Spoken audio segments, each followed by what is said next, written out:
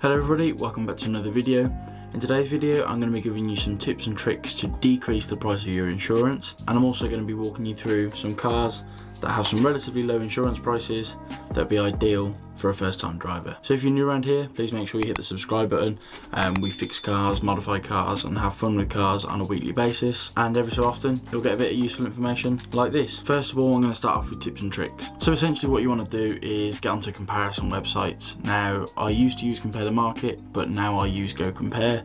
I found Go Compare to find a lot better deals, so I use that now. That's my go-to, and that's the company that I used for reference for all of these on here. So head onto a comparison website, fill in all your information, make sure it's all accurate, make sure you're truthful and honest on the comparison website when you're filling in your information. If you've had an insurance policy cancelled before, make sure you put that in, because if you are to crash or have an accident or claim, they will look into stuff like that. Insurance providers will want to get out of paying you in the event of a claim, so they'll do anything they can to make sure that they don't have to lose any money. Now, one thing for young drivers especially, I am about to turn 21, so I'm still technically classed as a young driver, I think, but one thing for a young driver, I've done this from the start and I still do it now. I've got a parent on my policy, so in my case I've got my mum. She's been driving for 20 plus years, so she's got a lot of experience. She is listed as a named driver on the policy, so she's not the main driver. I am the main driver. I earn the no claims discount. Her no claims discount is not affected. It's on her separate vehicle. She is just a named driver on my vehicle. To be honest, I don't know why it brings the price down. I just know it does. When I first bought my Cooper S, I couldn't get it insured without adding my mom. It was really expensive when I did add her, just because of the car and my age and no claims discounts and whatever else. But adding my mum onto the policy allowed me to insure the car and get it running and driving. So yeah, add a parent, a grandparent, an uncle, an auntie, something like that. You want someone that's a little bit older. You don't want to add your mates on, because at the end of the day they're probably going to be the same age as you, which in turn won't make your policy any cheaper. If anything, it'll probably just increase the policy. So if you're a student with a part-time job, I would recommend at first going through and selecting your occupation as a full-time student and just, putting in all the details there that's necessary. But then I would also go through and run another check through it with your part-time job in. Chances are one of them might be cheaper than the other. It might be the same, but one might be cheaper than the other, which is a bonus. So insurance is also affected mainly by the use of the vehicle. So you have a few categories. So you have social, domestic and pleasure. So that's just driving around, just driving to car meets, just driving to the shop, that sort of thing. Then you have social, domestic, pleasure and commuting. So that is driving around to the shop, blah, blah, blah, but also driving to a singular place of work. And a singular is the important part in that sentence, because if you drive to multiple places of work, that classifies as business use, and business use is a separate category entirely. Now, most employers will require you to have business use on your insurance policy if you're using your own personal vehicle for business mileage. So for example, I have to have business mileage selected on my policy as I use my vehicle to drive to and from customer sites with work. So again, make sure you input all that properly, because if you do lie and unfortunately you're in an accident, then they will look for a way to get out of it. And if you were commuting when you said you weren't commuting in that vehicle, or you were driving for business use when you said you weren't driving for business use in that vehicle, that'll be their way out. So next up, you get a few options on where you keep the car in the day and overnight. So in the day, be truthful and honest. If it's in a work car park, it's in a work car park, make sure you put that down. And at night you have a few options. So if the car lives in a garage and you can only park it in a garage, then make sure you put that. But if you do have a driveway and a garage, I would suggest parking the car on the driveway rather than in the garage, as this seems to decrease the price of insurance, because then they're not insuring structural damage against a car. If you think about it, a garage falling down on top of a car would completely write it off, but if it's outside on the drive, then a garage can't fall down on it. Makes a lot of sense, and it's just one more thing to think about. A lot of people would assume because it's in a garage, it's locked away, it's secure, that your price will go down. That isn't always the case. And finally, on the comparison website, just change a few options around. So for example, if you can park in a garage and on a driveway, try both options, see which one's cheaper. Try adjusting voluntary excess if you don't mind paying a bit more in the event of an accident. So I usually go for £0 voluntary excess, because there will be a mandatory excess on a vehicle. So an excess is the price you have to pay in an accident when you're at fault, and that excess has to be paid for the insurance company to pay out. Now, as I said, I usually go for £0 voluntary excess, and that usually works for me. But if I can't find an insurance quote with £0 voluntary excess, I'll push that up to try and get a quote for the right price, because touch wood, I'll never need it. So I have gone through and compiled a list of different cars and the amount they're going to cost you to insure. So whilst compiling these prices, I put myself down as a 17-year-old male who turned 17 2 weeks ago and passed his test today, and who's looking to insure a car. Now, one really important factor is location. I put that I was living in Shrewsbury, which is where I am now, and that does tend to have a lower insurance price than places like Birmingham, which is where I used to live. So for employment, I put down that I was a full-time student studying at university, but I was living at home with my parents, and I was commuting to and from university in my car, which meant that I was driving during peak hours. So here are the results. So I understand not all of these cars are everyone's cup of tea. Some of them, you know, I'm not a fan of. Some of them, a lot of people won't be a fan of, but they do get you from A to B, and the insurance prices aren't too bad on them. So let's get into the list. So first up on the list, we've got a Mini 1.6 litre naturally aspirated. Now, we all knew this was going to be on the list because I love Minis.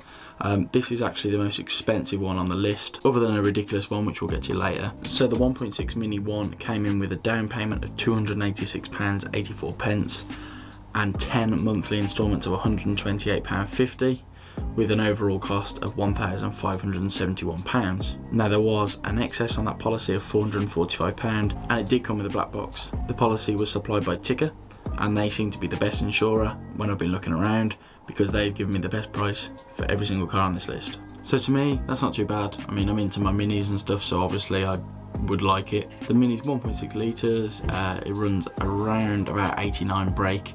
Not particularly fast, but they pick up quite well. I have actually owned one of these, so from personal experience, I do really like them. So an extra tip when you're looking to insure cars, make sure you look for a lower engine capacity. I can't think of a proper word for it. So for example, if you're 17 years old, don't go out and try and insure a 3-litre car, because you'll really struggle. This Mini with a 1.6 litre engine is the highest capacity on the list. The rest are all 1.4 litres and below. And as I said, the reason for that is 1.6 is probably the limit for a 17-year-old. Even then, you're pushing a little bit too high. So yeah, I've tried to keep the engine capacity down for the rest of them. So next up on the list is a very, very popular car amongst younger people today. It's a Vauxhall Corsa, 1.4 litre. So for the Vauxhall Corsa, there was a £277 down payment with £124 a month. And that was for 10 months, giving you an overall cost of £1,520, again with a £445 excess with a black box offered by Ticker. So that's not too bad. Corsas, from my experience, are quite reliable, quite easy to work on as well, and they don't look half bad. I'm not too sure how quick they are. I've driven one but never sort of put my foot down. I know a lot of people like them, and they are very popular cars, so they must be somewhat interesting. I personally don't see the attraction, but there we go. Next up on the list is an older Fiesta. So this is the Fiesta Mark 6, 1.4 litre, like what Owen has. I'll put a picture on the screen now. I included this one on the list purely because I know I've got a few friends with these cars, so I was quite interested to see what the insurance price would be, because cars that are popular on the road amongst young people must have a relatively cheap insurance price. So whacked it through, £267 down payment with a £119 a month payment for 10 months, which gave £1,464 total. Again, £445 excess with a black box provided by Ticker. Now, these are interesting little cars. I quite like them. Relatively easy to work on, relatively reliable, don't get many issues with them, and yeah, quite good fun. And once you've grabbed a few years no claims, you can modify them and they look pretty good. Now, just on a side note here, what you want to make sure when you're buying a car is insurance not already modified. If it is modified, you'll have to declare those mods, and as soon as you declare any mods, your price will shoot up on your insurance. On the other hand, if you have undeclared mods and you have an accident, the insurers will definitely not cover you. And if you knowingly lie to your insurer, that's insurance fraud. Next up on the list, a Seat Ibiza Sport, 1.2 litre. Now these are pretty cool, I must admit. I saw an all blacked out one when I was researching, and it looked pretty cool. So they come with a £263 down payment, then you pay £118 for 10 months, and then that gives you an overall cost of £1,445. Again, offered by Ticker with a black box with £445 excess. Now I've never driven these cars, but I know a few people that have got them and they all seem to quite like them. I think Seats are pretty reliable. When I've been having a look around online, just having a look at interior photos and stuff, they look pretty cool. Now next on the list, one I was quite surprised by actually, Fiesta EcoBoost 1 litre. Now not the sporty one, there's a Z-Tech S model I think it's called. The insurance on those will be marginally higher because they're more brake horsepower. So this is just on the sort of base model. So £253 down payment with £113 for 10 months. Which gives you a total of £1,388. Again, offered by Ticker with a black box, £445. Now again, this is the Ford brand, so relatively reliable, nice and easy to work on. The cars themselves are pretty cool. I do quite like the S model of them, so if you do have a little bit more money to spend on insurance and obviously buying the car, then yeah, they're pretty cool and you should have a look into them. Now next up on the list, this one is a car that I'm not 1000% keen on, but it has cheap insurance and that's what this video is entirely about. So it's a KA. Now not the old one, not an egg on wheels, the newer one. Looks a lot smarter than the old one. As I said, 1.2 litre, £201 down payment, £90 a month, which is great, which gives you a total of £1,102 for the year. And again, Ticker, black box, £445 excess. Now as I said, I'm not 100% keen on these. I think the interior design of them looks a little bit cheap. So of course Ford, so it's reliable, it's cheap, and it will get you from A to B. So here's another car that I've seen a few of recently. Big shout out to my mate Michael, who provided me some photos of his old Fiat Punto. But these are a 1.2, they look pretty cool. As you can see from the one on screen. So the down payment on these is £239 with £107 a month for 10 months, which gives you a total of £1,311 for the year. Again, black box, Ticker, £445 excess. I do really like these cars. They're quite easy to work on, but, and the one big but, Fiat stands for fix it again tomorrow. So there you go. So again, to the bottom of the list now, Volkswagens. There's two of them on here, so we've got the Polo and the Up. We'll go with the Polo first. 1.2 litre, really nice looking cars. I really rate them. I think they're reliable, they look good, and they'll get you from A to B in comfort. So a VW Polo, 1.2 litre, down payment £237, 10 monthly payments of £106.40, which gives you an overall cost of £1,301. Again, black box, Ticker, 445 excess.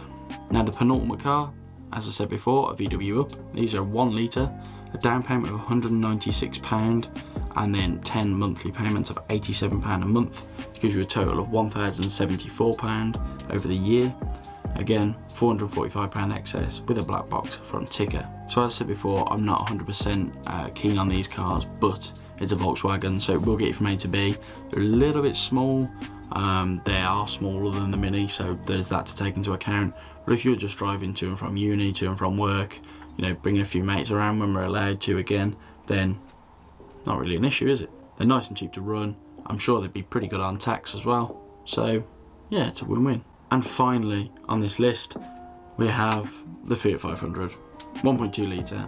I think everyone knew this was going to be on here. There's a reason why a lot of people drive them, because they're cheap to insure, they're cheap to tax, they're cheap to run. Now the only issue is, fix it again tomorrow, so there is that to take into account. But insurance wise, which is what this video is obviously about, deposit £191, 10 monthly payments of £85, which gives you a total of £1,050, excess £445, with a black box through Ticker. So that is mainly it for the list. Just as an example though, I want to run you through my car, M121 hub.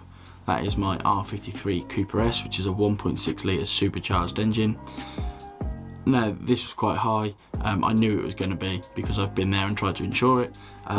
So there was a down payment of £905.81, 10 monthly payments of £362.14, which gave you an overall total of £4,527.21. Now that is a lot more than I paid when I insured mine. I insured mine third party only for £3,000 a year, and that was on the first year of insurance with 1 year's no claims. That policy also had a £900 excess and was offered by GoGirl. But that's pretty much it really. Those are the list of cars which have pretty much the cheapest insurance I could find. A lot of different car journalist websites will recommend these cars for you, but they'll never quite tell you how much you could be looking to pay. So they'll tell you a VW Up and a Fiat 500 is low insurance group, but what does that actually look like in terms of what comes out your bank every month? So that's what it looks like.